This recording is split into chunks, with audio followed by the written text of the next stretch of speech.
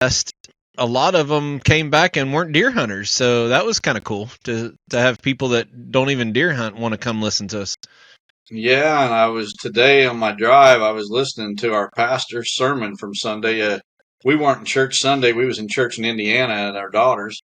And so I listened to his sermon, and he mentioned a couple of things about chasing giants, and quoted something that you said in your speech on Friday night. And I think we probably gave him plenty to think about. I don't know if we led anybody to Christ, but we gave him plenty to think about.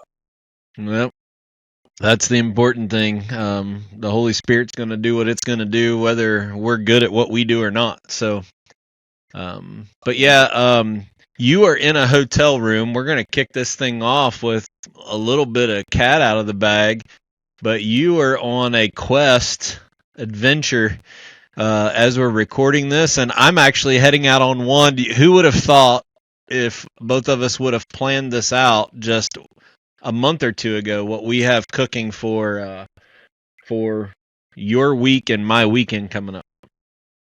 Yeah, I'm not going to release my location, but I am out of state trying to find a public land giant. I have no idea if I'm on one or not, so I don't want anybody to jump to the conclusion that I found one.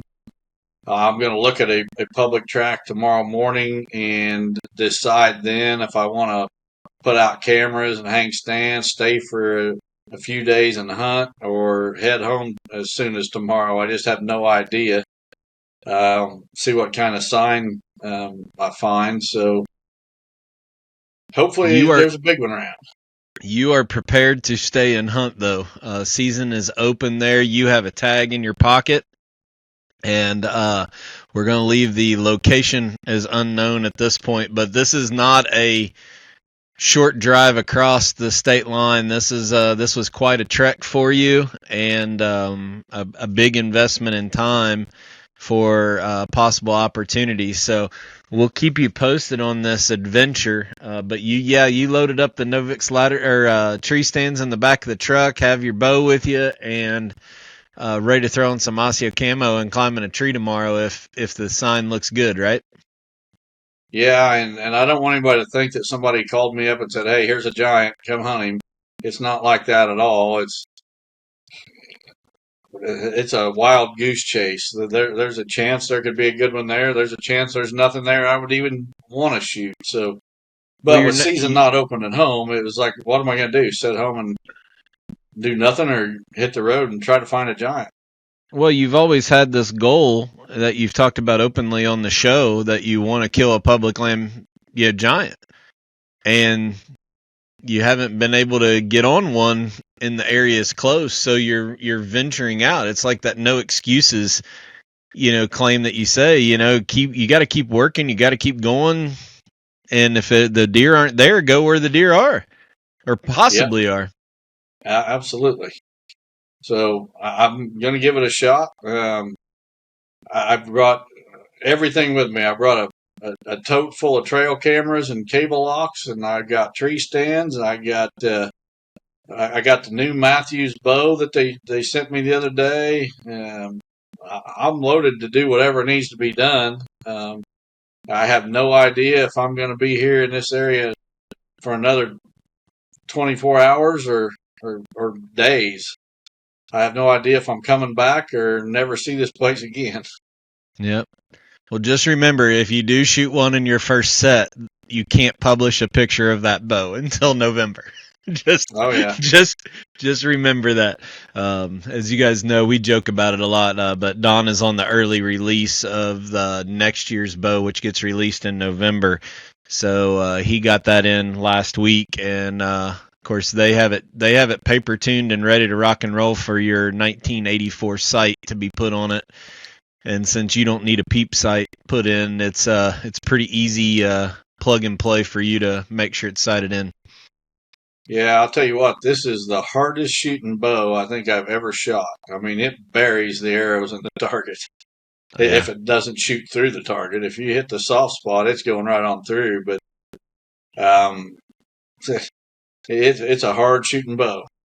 Yeah, well, there's Yeah, we can't talk more about it. We probably already said too much, but we'll let that go.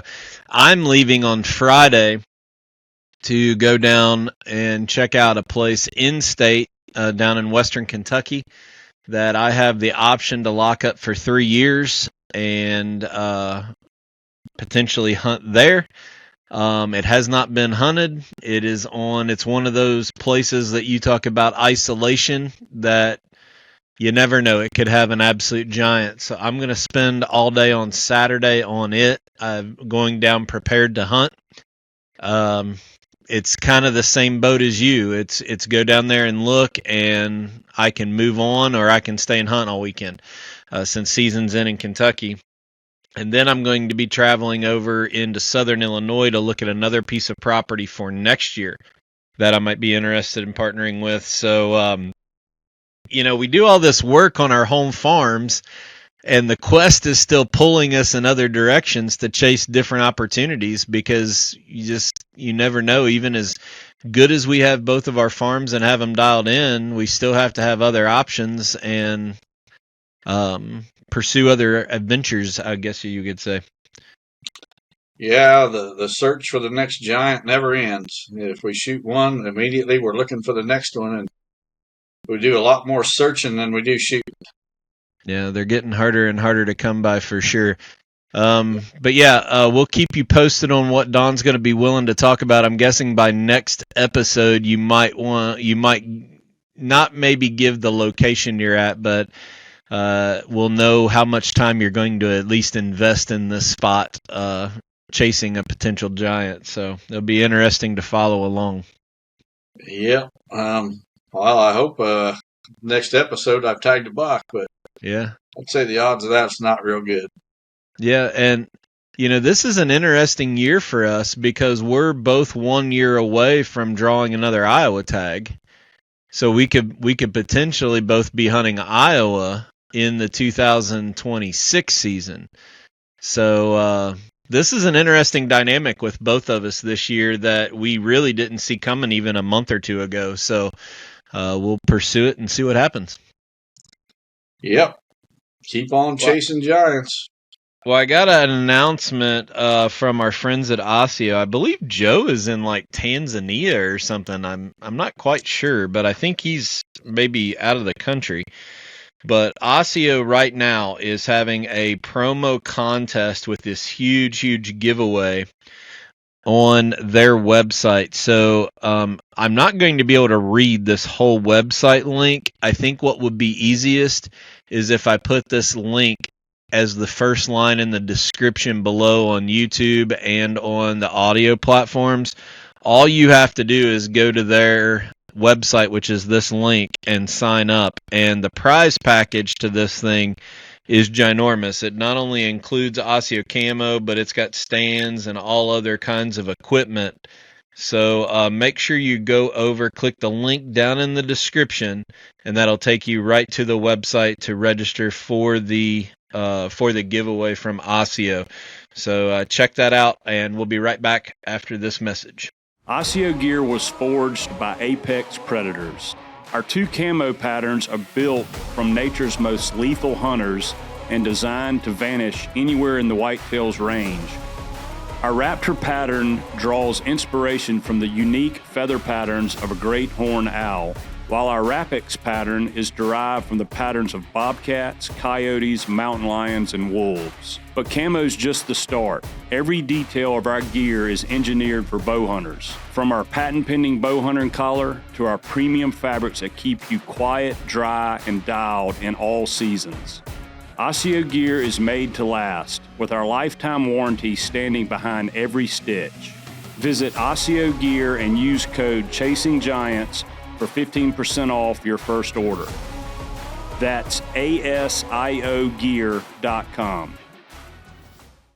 All right, Don, one other quick announcement.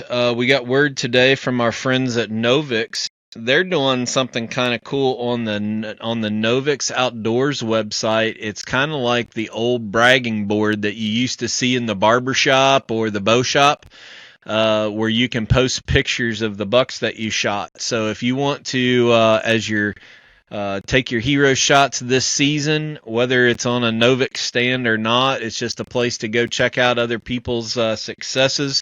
Go to Novik's, and there's a link up at the top of it that you can, and all they say is your first name and the state that you killed it in. So it's not a scam for searching out where you shot your buck at by any means. But go to Novik's Outdoors website if you want to participate with this year's harvest in their brag board, or I forget the link of what they call it, but you can check that out.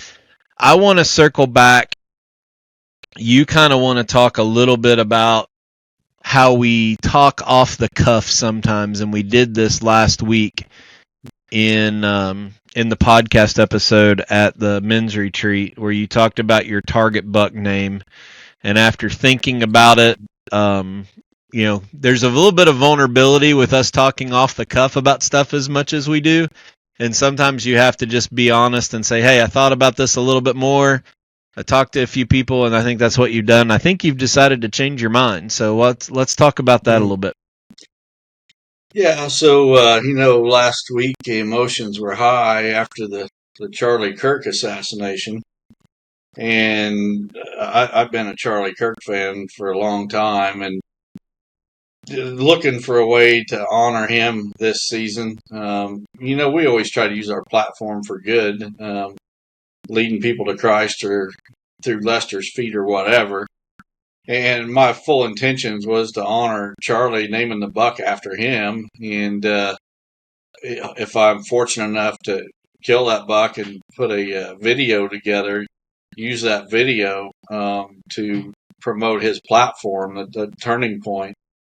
And I had actually my son-in-law, Clint, brought it up and says, well, I love the name, but I hope people don't take that the wrong way. And I thought about it, and I thought, I'd named it back in 2017. I named the buck Trump, and it was I'm a big Trump fan, and I didn't think about it until Clint said something, and I thought, you know what, I bet that people will take that the wrong way, and that's probably not the best name. So I thought about it, and the target buck, I posted a picture of his brow tines on social media, and he's got one brow tine that really just kind of curves and turns and like almost follows the main beam.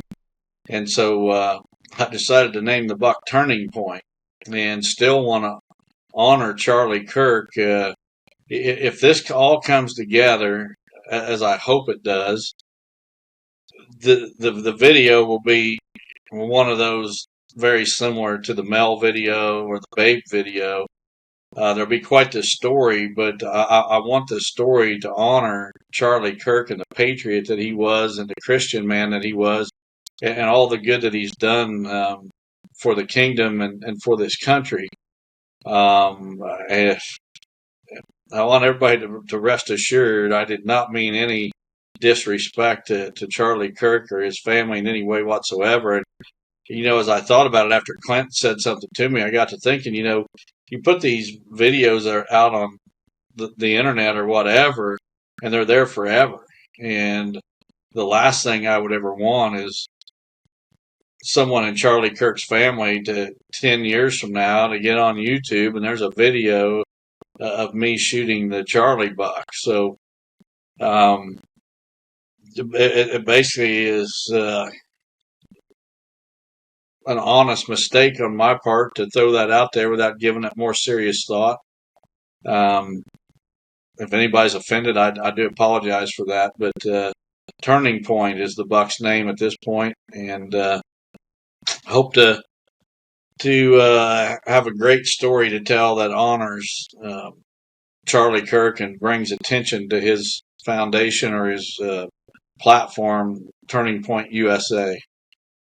Well, I think we might have a question this week that somebody asked related to this topic, but I think first of all, I don't think anybody's offended. There might be people who questioned it like Clint did, but I think everybody who knows us knows that it was just something that we were trying. You said you wanted to do to draw attention to the legacy, the man.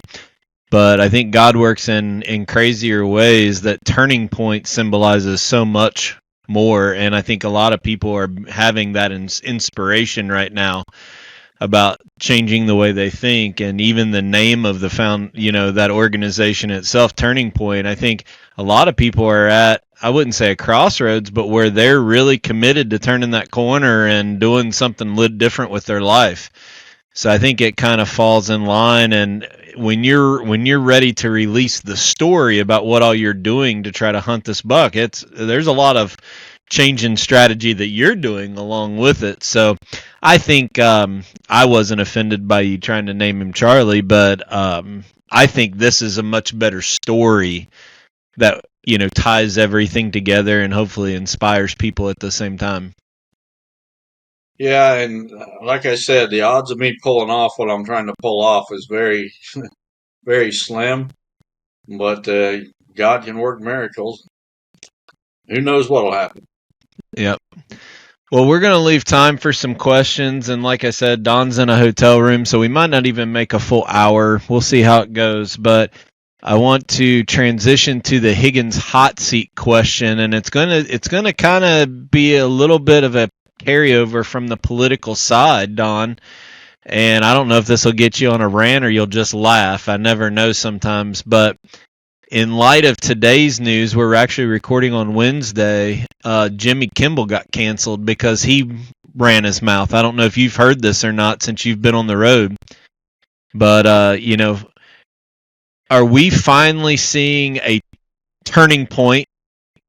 Play on words of, we had the Cracker Barrel situation. Now all these people, they're being called out, and there's consequences for saying stupid stuff. Where 5 years ago, the silent minority was scared to say something. Are we finally getting to the point where there's some repercussions of these really, really hateful liberals out there? I'm curious what you think. Well, I hope so. It's been a long time coming. I mean, the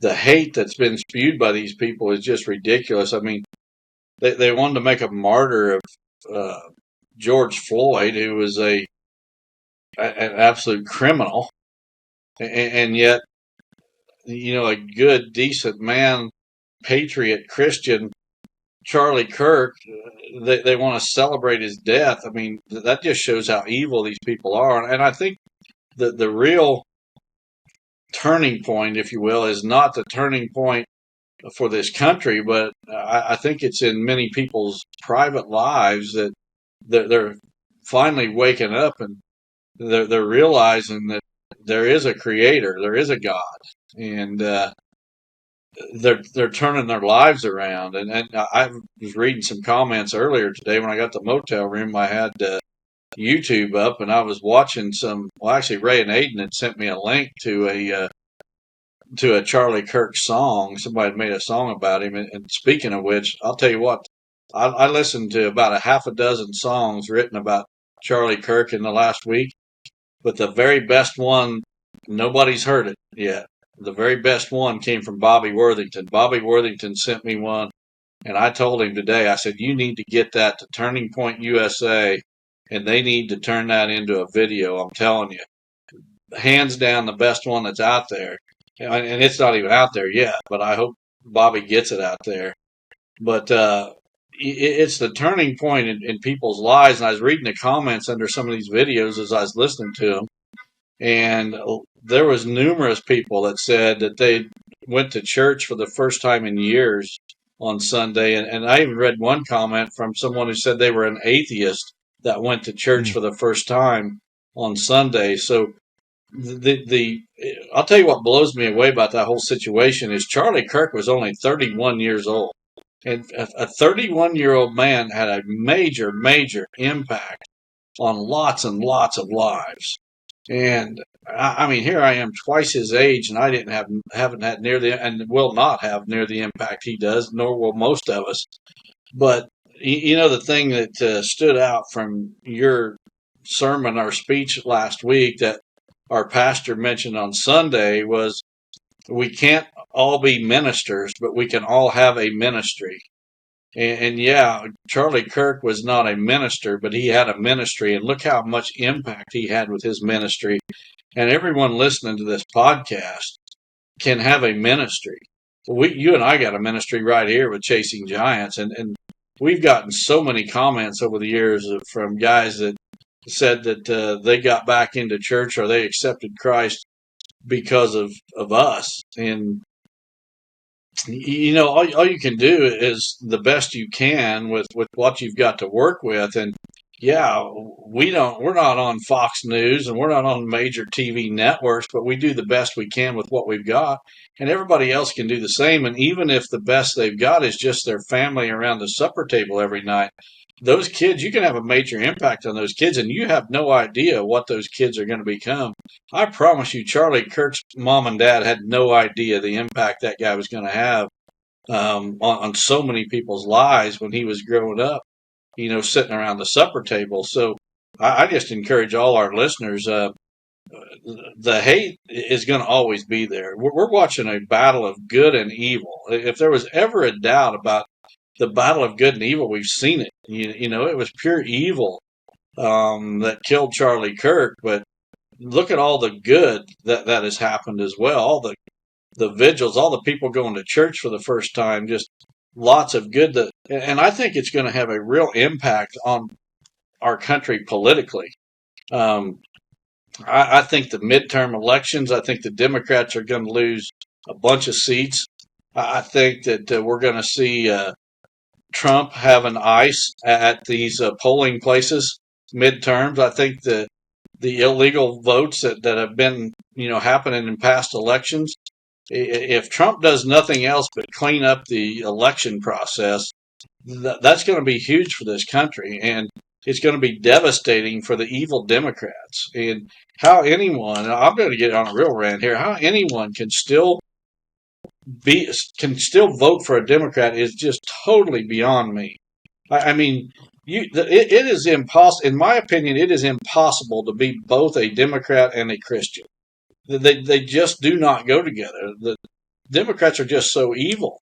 And I'm not saying that there's not decent people, but you got to look at what you're supporting. And you can't just vote because a person has a certain letter after their name. And there's plenty of Republicans that got their issues as well. But right now, the difference in one party and the other is so starkly different. And I think Charlie Kirk is just, he's brought so much support. And, something that I threw out, I think it was last week, the young male vote, college age vote, swung 44% in favor of the conservatives from 20 to 24.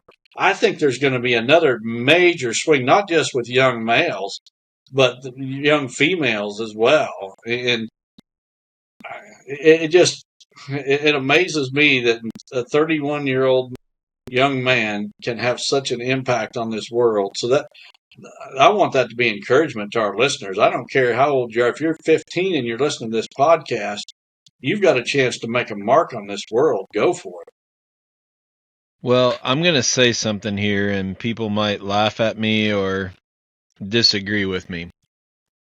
But for these organizations and companies to be terminating employment because people are being idiots with what they say, for a liberal news or a network to cancel Jimmy Kimmel because of this, it says one thing. The conservative side of this country is controlling it because we're standing up and saying, we're not supporting it. We're not standing for this. Cracker Barrel, you do this stupid stuff. We're not eating there after church Sunday. And by us standing up, it's forcing companies to basically say, we have to do something. 5 years ago, nobody would have done anything because we would not have been able to rally. So I don't know whether it's the Trump thing or Chick-fil-A or what is to give credit to finally us standing up and not being bullied and hazed by this liberal agenda that's being force-fed into our schools and our colleges, and we're standing up and saying enough's enough. But I'm telling everybody that's listening right now, you are the reason that these companies are doing what ABC did today and canceling Jimmy Kimmel, because they're worried about the repercussions of the conservative side, that consumer demographic saying, fine, we can live without you, and it's going to cost you. If people don't think this is a total money thing by these companies, they're foolish. This all comes down to dollars and cents and separating away from the liability. And we've said it before, but just look at Chick-fil-A. I promise you, Chick-fil-A makes more money in 6 days than any other fast food restaurant around them makes in 7. They're a blessed company. They've got their priorities in order, and God blesses them because of it. And that's exactly what we try to do with the companies we're associated with and that we're owners in. And it's paying off. We've seen it pay off. Yeah, firsthand, you and I have with our businesses, and look at our partners and how blessed their business are. You can go right down the list of every single one in the description below. Every single one of those companies have been blessed beyond measure because of where they put their faith and their vision. I'm a little curious to get your feedback. I made a post today. I don't know if you saw it or not, but I'll read you this quote from, I watched this YouTube channel from a guy in western Pennsylvania that he does just homesteading, cuts firewood, has a sawmill, does odd and end jobs around. He basically quit his job to be a full-time YouTuber, and now he's built his business, and he's very conservative. He doesn't mind talking about hard issues, talks about their faith, talks about his political views, and it's blown up. And now he not only it's his job, but he employs his kids. They've built this business big enough to where it's like this family business to sustain themselves. And he said, Mike Morgan from Outdoors with the Morgans, great YouTube channel, said, you will never be criticized by someone doing more than you. And I thought, wow, how inspiring is that, especially for us right now, when people are criticizing anybody, not just us, but anybody, to sit back and make you feel, hey, they're just sitting back because they don't want to work as hard as me. I figured you'd get a kick out of that. I've heard that saying before, and it's absolutely true. I made a post the other day. Well, it was actually the one where I named the buck Turning Point, and there was almost it was pushing 2,000 likes. But in the comments, I probably had to delete and block 20 different people for negative comments.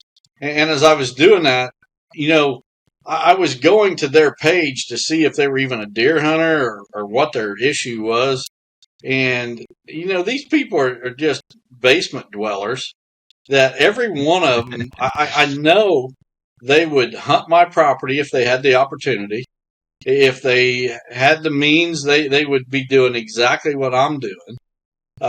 It's just all just hate.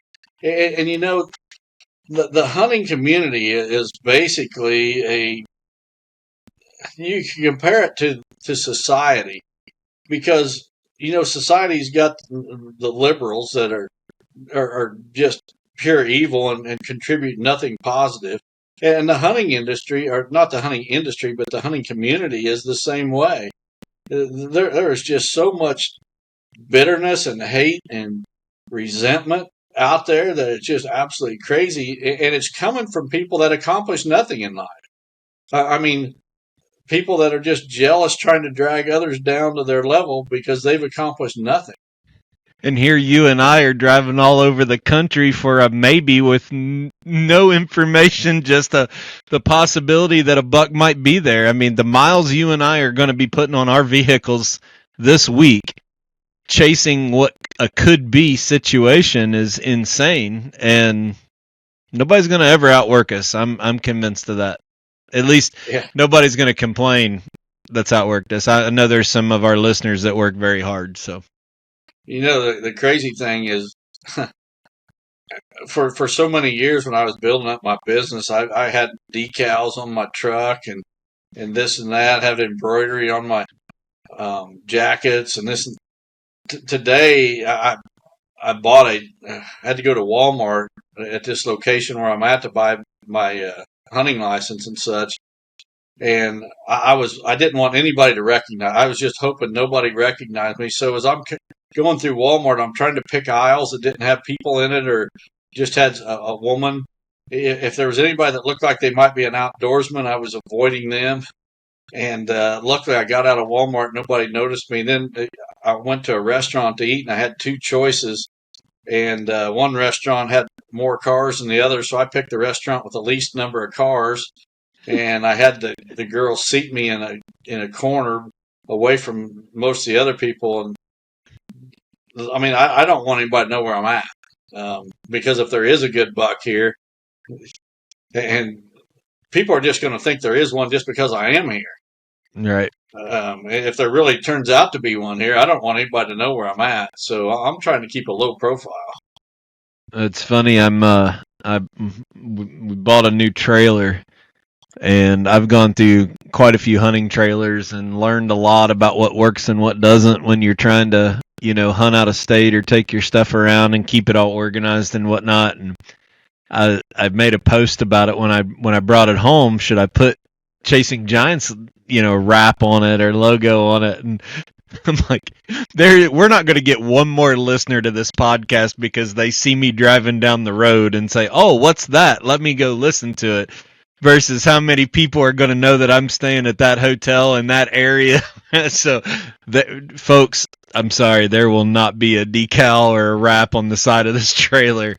I'll do a video when it's done to show you all how I built the inside of it, but I'm not going to advertise everywhere where we're at.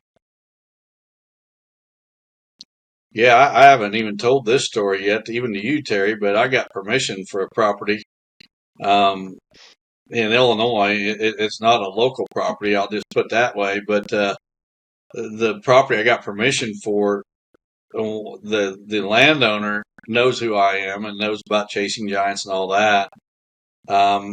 He doesn't live on the property, but there's a machine shed there. And he gave me or showed me where there's a hidden key to that machine shed. He's like, "Park your truck. I don't want anybody to see your truck." I said, "I don't want anybody to see my truck there." He said, "You hide your truck in this shed and don't let anybody know you're here." And I said, if they find out, it'll be by accident. I won't be telling anybody where I'm at. So you might have to go buy your van again. Well, I don't know. That was a creeper van. That's what everybody was saying. That didn't look like a deer hunter. I guess we got to tell that story. Are you all right telling that story? Yeah, I don't care. So you want to tell it? Or you want me to? Well, I'll start it off. Well, Don wanted to hunt in his own neighborhood, but didn't want people knowing where he was hunting. So you found literally like this creeper van and was going to wear a wig driving around your neighborhood so nobody knew where you were going. So when you pulled off the road and parked at a bin lot or something at the property, nobody would think it was you. I got to Don's house one time and I stay in this little small bedroom with a kitchenette and a bathroom off his machinery shed, and I went out into the shop and there's this, literally it looked like you were going to do some human trafficking or pass out some bad candy out of this thing, man. It was bad. Yeah, it was a white Chevy van, no windows in the back. It was just perfect for what I wanted. And I was hunting a buck. Actually, that was back whenever I was hunting the Joey buck. And it wasn't it was fairly close to home. It was close enough that people would have known my truck. And so I bought that van. And you've seen them hats that have the fake hair hanging down around them. Looks like a long-haired hippie or whatever. And I was going to disguise myself in the neighborhood. And I was even going to change clothes in the back of the van into my hunting clothes and stuff, and then pop out the back door and take off running for the woods or whatever, and hope nobody's seen me. But never thought it would come to that. Yeah. Funny. That was a funny story. I always laugh at the sight of you wearing a wig or a haired hat driving around the neighborhood in a creeper van. So we'll take a quick break, and thanks to our friends at Midwest Land Group for sponsoring the next segment of our listener submitted questions. We'll be right back. Does your real estate agent know the difference between a rub and a scrape? Or did they ask how many deer you caught this year? At Midwest Land Group, our agents evaluate the land the way serious hunters do, because it's exactly who we are. From surveys, soil types, floodplains and easements, to timber quality, tree stands, access, and food plots. Whether you're interested in buying or selling, work with an agent who speaks your language. Visit MidwestLandGroup.com to connect with one today. Midwest Land Group. Buyers, sellers, land. Connected. All right. First question comes from Devin Bloodsworth from Earlville, Maryland. It says, Don and Terry, I have taken a lot of interest in your videos and podcasts lately. A neighbor and a good friend of mine recently had Tony LaPratt consult his farm. Could you set up a better farm at my 200 or my 300 acre home farm here in Maryland? Whether it's holding more mature deer or simply killing more mature deer. Well, you're kind of putting me on the spot there to say I could do better than Tony LaPratt, but just to be honest, I think that Tony and I take very opposite approaches to a lot of things. I'm not going to bash him or his methods. I consider Tony a friend.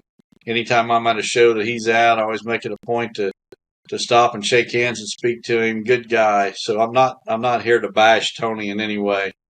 So you could, with this question, you could substitute Tony's name for any other consultant's name. I just think that there are certain foundational pieces to the plans that we put together that work better than other plans and other approaches to a property. Some of these guys, they use methods that sound good in human logic. You would think they sound logical and they should make sense and they should work. What we promote, not just myself, but Terry and Wes and all the consultants that we have on our team, it's proven methods.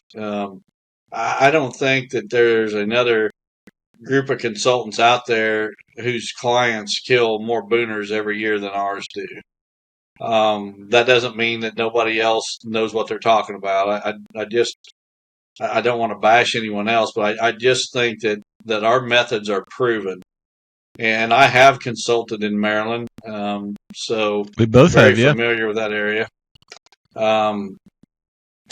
I think that I know for a fact our methods will work in Maryland, and just about anywhere else, to be honest about it. But those foundational pieces, they're going to transfer to wherever the property's at.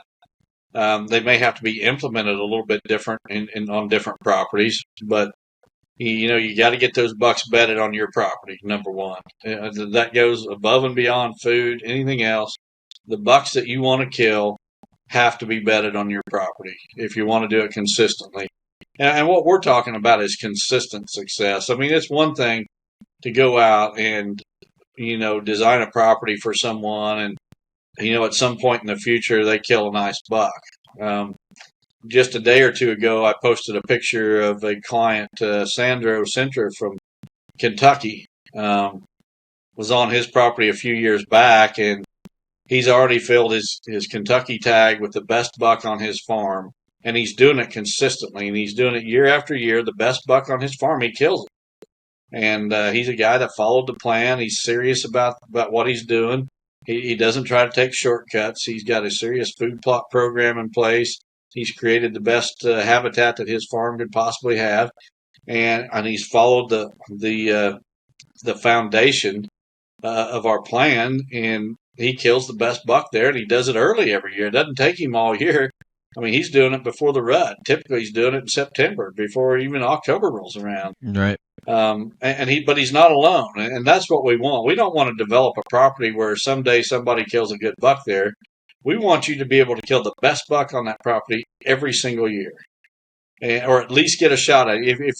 if he's a buck you want to pass, even though he's the best buck on the farm, if you're trying to raise the bar and you want to pass him, we still want you to have the opportunity to shoot that buck, whether you choose to or not. And I just think that our plans do that better than anyone else's out there. Yeah. All right. It's kind of a hard question. I think you answered it good. Tony's always been very great. I mean, good to us. So I don't. Please, everybody, don't twist this into something it's not. If you want to hear about the different styles of it, go back and search on YouTube the great debate between Don and Tony LaPratte. But out of all the guys out there, Tony's always been very nice to us. So we don't want to make it something it's not by that question. You know, a lot of the hate that gets thrown our way is coming from people that are trying to be consultants. And Tony has never been that way. Tony, he may not agree with everything I say, and he may voice his disagreement, but he's a gentleman. Every time that I've seen him, he's been a gentleman. I don't think I've ever heard a cuss word come out of his mouth. Again, I don't agree with a lot of what he does. He doesn't agree with a lot of what I do. But he's still a good person. Yep. All right, we'll put the second question up here for you to read. This one comes from Richard Smith from Zionsville, Indiana. It says, I was visiting family in Illinois and watched deer eating pears from a tree.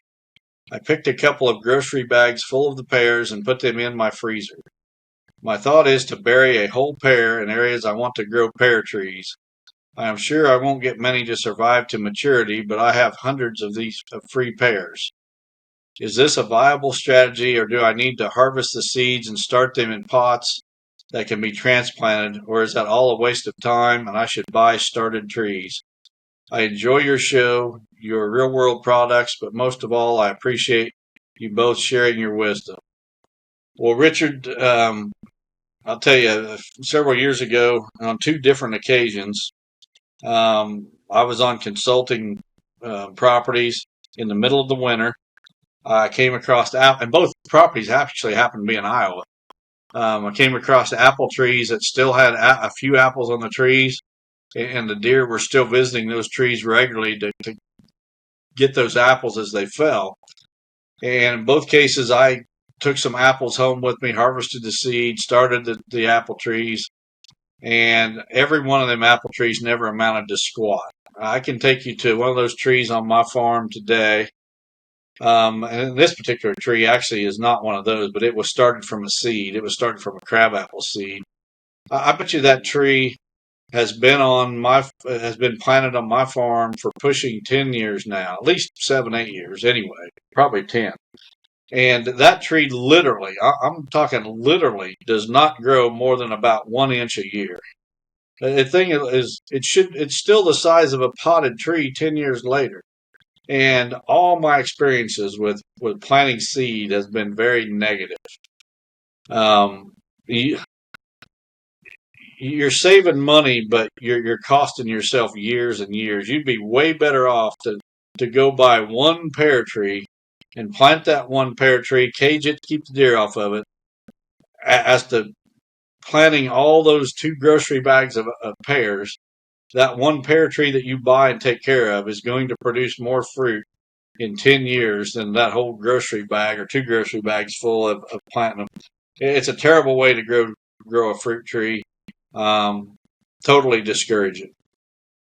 So I appreciate, but I can't, I don't know how to say it. I appreciate people who like to tinker.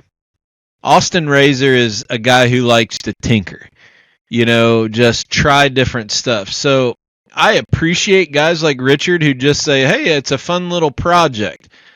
But tinkering and just playing around with stuff like this, I think it's a great hobby. It teaches your kids a lot. But if you're doing it to try to get, like you said, a cost benefit out of it, you'll be so far ahead just buying one tree and getting a good tree and not because it shaves, like you said, it shaves years off of it. But I think not to spin this into a commercial, I always, and this is a weakness of mine, I always took offense as the marketing guy of Real World when somebody said, I'm going to go to the co-op and build my own blend of seed. Because my job as the marketing guy was to try to put enough educational content out there that it was a slam dunk. We've already done all of the tinkering and the science. Here's the data. It's better for you. But I never really appreciated the tinkering because to me, I would rather it be the convenience of somebody already pre-engineering something that has the skill set to cut years off of the curve for me, right? But as I appreciate the tinkering side of what Richard's saying with the apple trees, and the more I've been around Austin just wanting to try stuff, it really I appreciate it more, I guess, and I guess now that we have Green Prairie, people can go and tinker with their own blends by buying it through Green Prairie and still be assured they're getting the quality that they've always done through Dwayne Hopkins at Real World. So, I think Richard, if it's a science project and you want to see how it is, great. If you're trying to save money, it's a waste of time, buddy. But those who want to tinker, we understand that, and I promise I'm trying to do better by not getting offended by when people like to tinker with different plot mixes or whatever. We actually have that available to you now through Green Prairie if you want to try something that we don't. And you never know, we might bring something to market too based on it.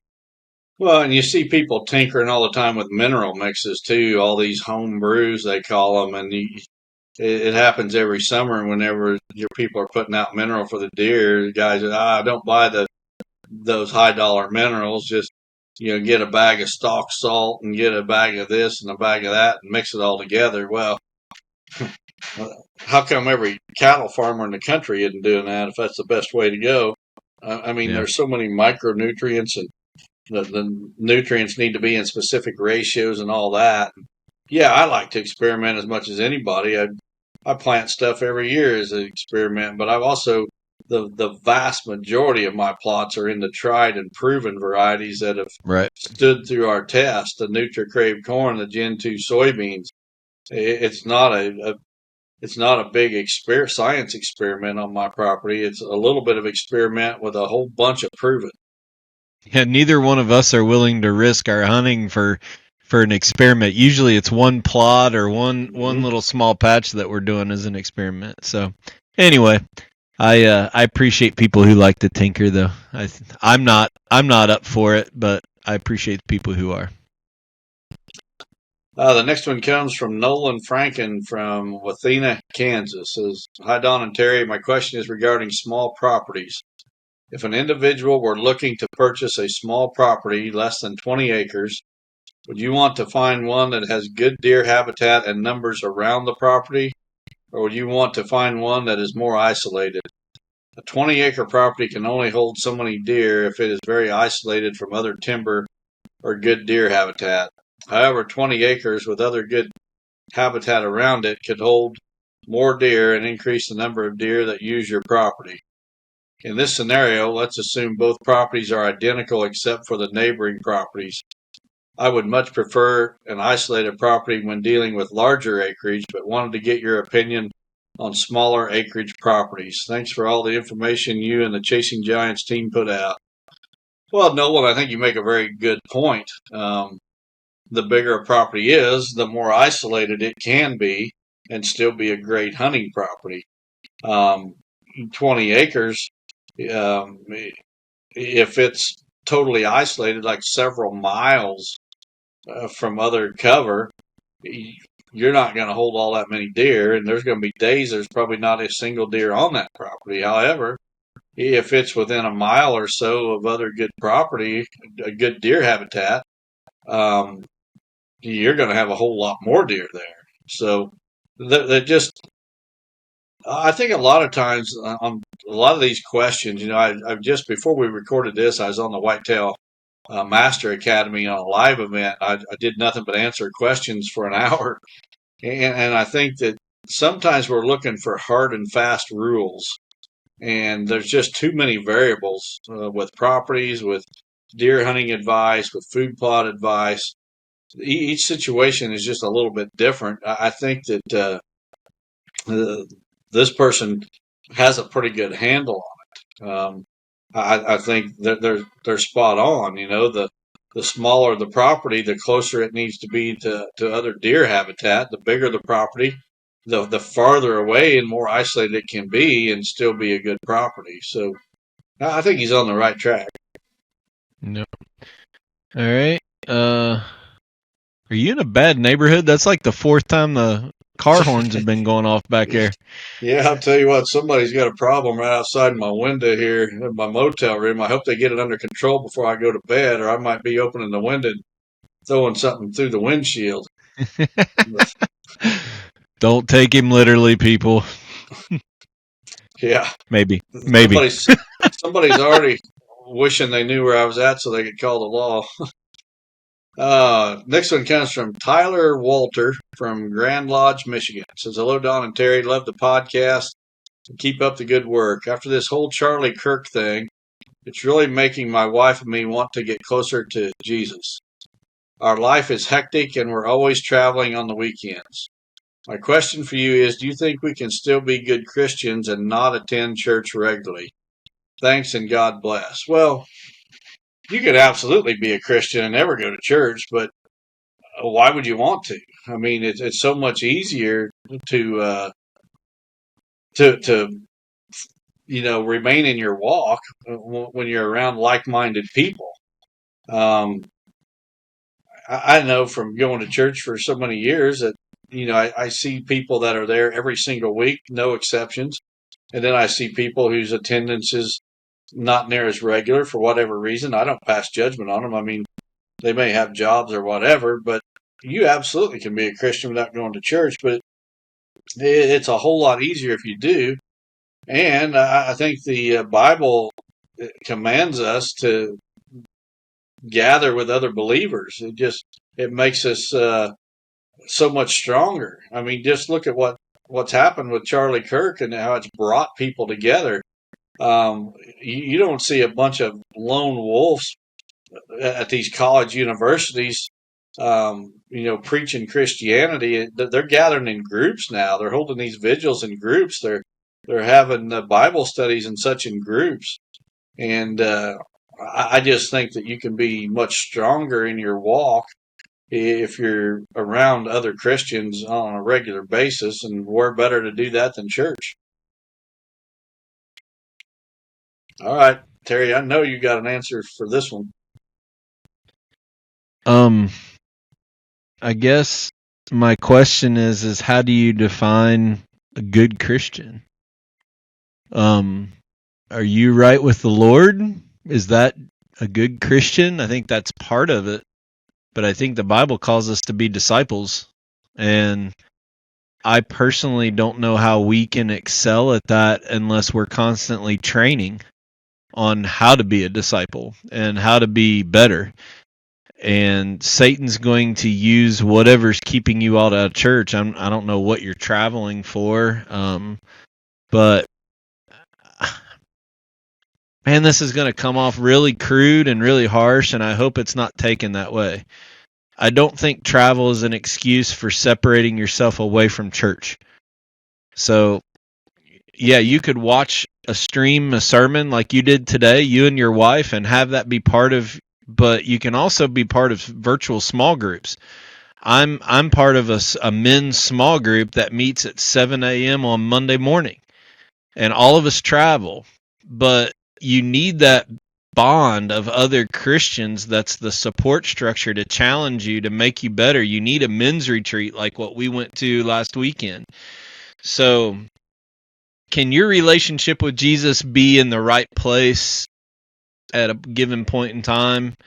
Yes, I fully believe that. But can you define what good Christian is, where you're going out and being the example and discipling and living that to its fullest to be a reflection of what Jesus was when he was here, without having that inspiration, accountability, and motivation that the church needs to bring you? I don't think so. So I'm not sure why you're traveling, but I would find a way to still connect with a church, whether it's through small groups, because a lot of that stuff you can do virtually now. Like I said, there's guys, I think there's 9 guys in my small group, and all of us are on a Google Meet meeting every Monday morning and talking about what we got going on, our concerns, our praises, our prayer requests, and I think it's more important than what people give it. So do not forsake gathering your gatherings. Isn't that what the Bible says? mm-hmm. Gathering with other believers. And I get it, man. My kids played travel ball. We traveled, but we also went to church. So we would scout it out ahead of time, and we would try to be in church no matter where we were at. Don and I both commit to, even during hunting season, we're both in church, even when we're traveling. I know people don't necessarily like our answers sometimes, but that's mine. I'm not gonna lay fluff out there. So figure out how to get you and your kids in church, especially your kids. Yep. Tyler Walter. That's the one we just had, isn't it? Yeah, that's the one we just had. Didn't change the slide. This one comes from Joshua Home from Malacca, Minnesota. It says, first off, thanks for all you do. Be it preaching the gospel or self-responsibility and having the integrity to back it up. My wife and I own 125 acres with a county road as the west boundary. There is a snowmobile trail that runs north-south and splits my neighbors and my property at the north, running along my sanctuary before splitting our land south of 80. Well, there it runs across my 5-acre food plot. Being that we live in central Minnesota, it isn't unlikely to have snow in November, and we have had snowmobiles drive by us even though the trails don't open until December. I know that in winters with heavy snow, it can provide deer with an easy travel route. In your opinion, does this do more harm than good? I fought with the idea of shutting it down to seclude the sanctuary and the food plot further. Thank you. Well, I think most people know how I'm going to answer this one. If I don't want dogs in my property, if I don't want dogs on my property, I sure as the heck don't want a snowmobile. I mean, you got a snowmobile driving right through your trail, right through your sanctuary and your food plot. I mean, and I'm guessing the deer in those northern states like Wisconsin and Minnesota, they probably are used to snowmobiles to some degree, but it's definitely not good. Now, there's no way I would allow that on my farm. Now, if I understand you want to get along with, everybody in the community and that, and having snowmobiles is probably part of that. But if there was a snowmobile on my path on my property, it would be on the property line, if at all. And I don't know if there'd be one at all, to be honest. But if there was one at all, it would only be on the property line. They sure as a heck wouldn't be cutting through the middle of an 80 and across the middle of my food plot and through my sanctuary. I mean, I think he probably knew the answer. He just wanted me to. I'd have been trying to get me to go on a rant or something, but nothing against snowmobiles, but they got places they belong and places they don't. In the middle of a deer sanctuary and a food plot is not where they belong. I don't think any of our listeners were too surprised at your answer on that one there, Don. Well, I've done a lot of consulting up in, especially Wisconsin, more than Minnesota, although I have done several Minnesota too. And I see these snowmobile trails with their markers and such, so they can see them in the snow and whatever. And I know they're open. I've actually got neighbors that go up north into Wisconsin and take snowmobiles every winter. So I understand it, and I'm not trying to deny anyone, their recreation of choice. But good grief, going right through the middle of your sanctuary and your food plot? Well, it's like anything else. It's no different than a client telling us they want four-wheeler trails through their property and they want a deer hunt on it. There's a cost for everything. And you got to be the one to weigh that cost. I mean, you're putting intrusion on that property, and the problem is when it's a snowmobile trail, you could be sitting there hunting a buck, and all of a sudden here comes a whole party of, so you can't even control it. It's worse than you wanting to ride four-wheelers on your property. So it's a cost to everything, and that's why you buy your property, you pay your property tax. So, but it's going to hurt your deer hunting. There's no doubt about it. Yep. All right. Well, that wraps up the questions for the week. Thanks for Midwest Land Group for sponsoring that segment. And Don, I guess maybe next week we could tease out a little bit about what we found on these two ventures that we're both doing this week. But out-of-state public hunting, it's going to be a wild ride for you this year, buddy. I can already see it coming. Well, it's going to be a different kind of season. There's absolutely no doubt about that. And may not kill a deer. May kill several. I don't know, but going to keep my priorities in line. This season is a turning point for me on some things, and I get one of the turning points. I probably shouldn't even put this out there. My phone's going to start ringing off the hook, but I get a lot of requests to speak at church events, and I do some of them. But one of the things that I want to do moving forward is I don't have too many more years where I'm going to be in the public eye. I just want to share my faith as much as I can. I think my story is kind of unique. The fact that how I've been blessed and some of the struggles that I've had to deal with along my journey. I want to share that because the thing that I enjoy most about this is hearing from people who say that because of you and Terry, I'm now a Christian. I wasn't at all before. Now I got baptized. My wife and kids and I are in church every week. That's the big payoff here in what we do. And the more of that I can hear before I hang it up, the better it's going to be for everybody. Yeah. The more you do that this year, that's the less I got to preach. How about that? Well, the ones that I can't make, I'm only going to do the ones that are close to home. The ones I can't make, I'm giving them Terry's phone number and say, he's already said he'll do them all. Yeah, I don't know about that. But anyway, Ty Miller has this week's Sunday night prayer time. Ty's always does a great job, puts a lot of thought into what he wants to talk about. So I'm sure that if you stay tuned after this episode finishes, that you'll be blessed by what Ty has to say. Again, check out Chasing Giants YouTube channel. We got content coming. Josh Anderson's Southern buck from last year, and then Don's grandson's hunt will be aired towards the end of the month.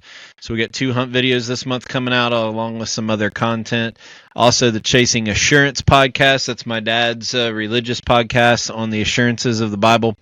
Check that out. It releases every Wednesday morning on all platforms. So that's all I got, buddy. Stay safe traveling, and hopefully you don't have a murder outside your hotel room with the horn keep going off there. Be safe out there. Yeah. Safe travels to you too, Terry. God bless everyone. See you next week.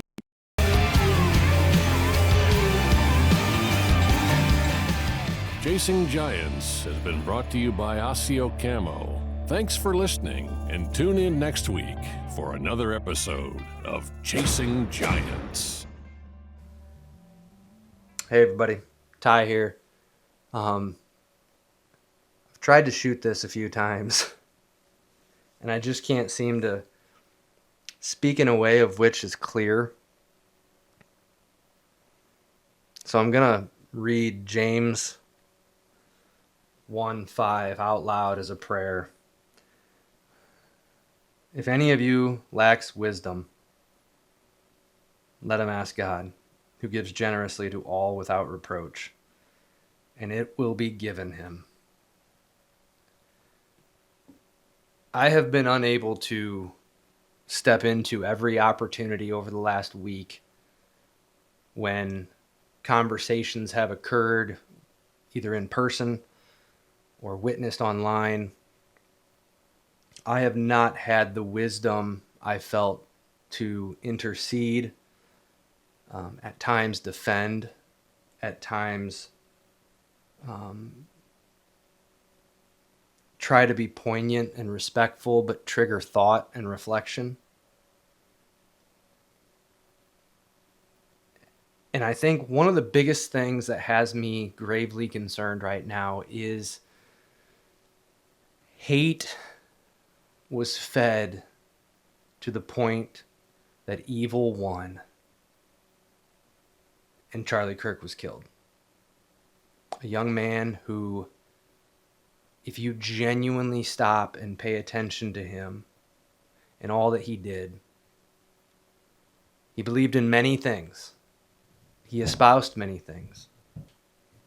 And you may not even have found yourself in agreement with him on everything. But Charlie showed a strength that very few of us seem capable of. Charlie did not hate anyone enough to silence them. He pursued them. He pursued conversations with them. And what I want to talk to you about tonight is do not let anger steal you in this time. Do not let the devil convince you to give in to your hate and let your anger win the day. Ephesians 4, starting at 25. Therefore, having put away falsehood, let each one of you speak the truth with his neighbor. That's not Charlie. I don't know what is. For we are members one of another.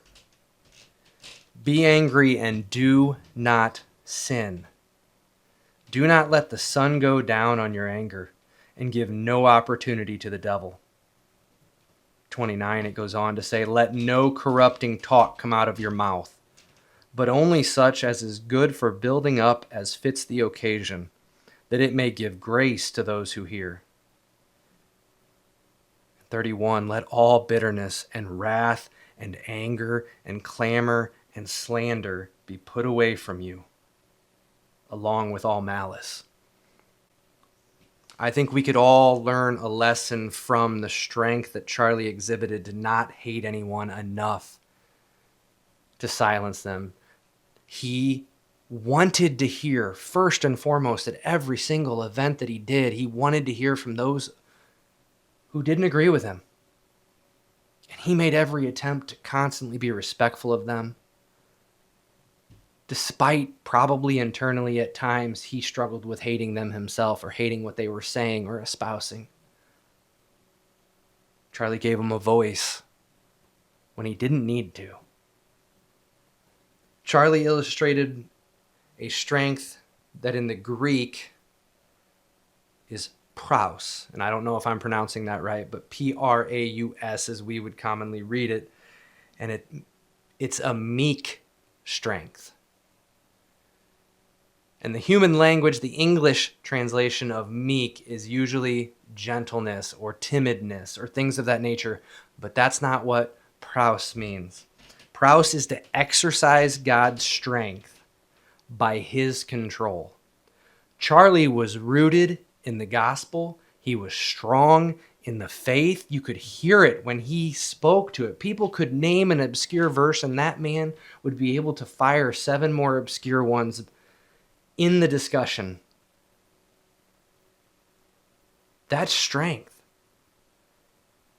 The knowledge of how strong God is, but yet you withhold it,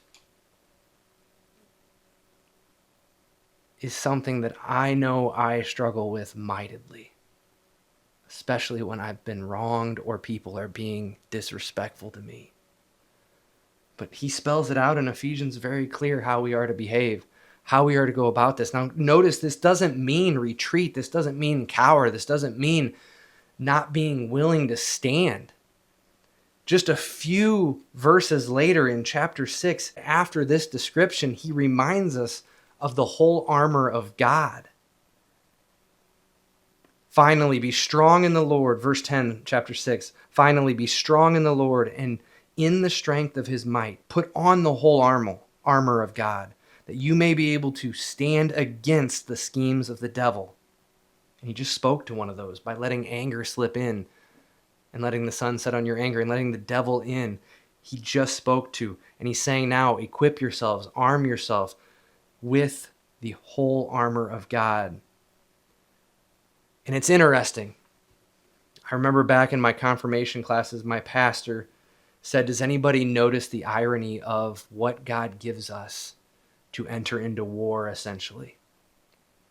And he went through it, and he's like, you have to fasten on the belt of the truth. So you have belt of the truth. You have the breastplate of righteousness. You have the shoes of readiness given by the gospel. You have the shield of faith, the helmet of salvation. You have 5 things that are listed, and none of them a weapon. None of them an offensive weapon at all. And then God gives the one that everybody seems to go to, because I think naturally our inclination is to attack people. And that's not a good thing. That's a sinful thing. That's that thing in there that we need to control. But he then mentions the sword of the Spirit. And most people just stop there. But you have to ask yourself, what is the sword of the Spirit? And the scripture gives it to us. Verse 17, after mentioning to take the helmet of the salvation, he says, and the sword of the Spirit, which is the word of God. He gives us everything that we need to equip ourselves to enter into this world with no hesitation, with pure, unadulterated strength from on high.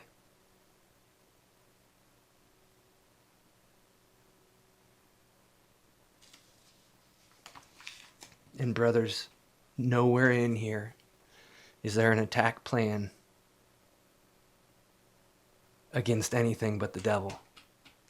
He is our enemy. I pray that every single one of us may realize that it is godly to be wise and know when to pause and hold our tongue.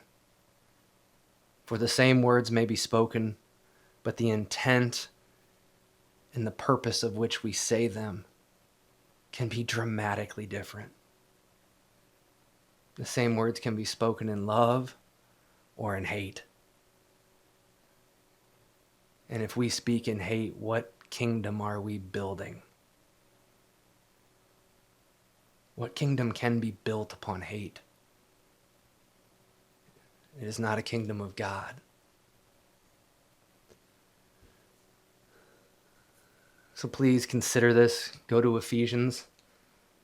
Or at minimum, do as I was instructed at times when I don't seem to know what to do. Go to James 1:5. And as a dear past friend told me, read it slowly, and apply it even slower. And let God's wisdom descend upon you. Let's pray. Dear Heavenly Father, there are so many emotions that many of us out here are feeling right now. We're conflicted, we're angry, we're hurt, we're sad. We want vengeance even though it's not ours to give. But Lord, we want to build your kingdom. And we know that as your book, as the sword of the Spirit has spoken to us through the word, we are not to do that with bitterness and slander and anger. We are to be built up by you, equipped by you, and to be you to this world, to be that beacon, to be that light. Lord, I do not know what that means for myself or for all those listening, but I know each and every one of us has a part to play in the spreading of the gospel, the preaching of the gospel, and the building of your kingdom. Lord, I pray for your wisdom to descend upon all of us, for us to have the meekness, the strength to control ourselves, and to know when to speak, when we are able to speak motivated purely by you and not by our frustration or our anger. Lord, I love every single one of this Chasing Giants family. I pray that you grant courage to speak out on your behalf to every single one of us in the coming days and weeks ahead. Lord, thank you so much for all that you've given us, but most importantly, your Son, Jesus Christ, who transformed and changed so many lives, ours included. And we just offer up those lives to you and pray that you use us. We are not much, Lord, but we offer ourselves to you. Use us as you see fit. In your heavenly name, amen. Go. Let people remember you for the two things that Charlie spoke he wanted to be remembered for: his courage and his faith. We've got work to do. God bless.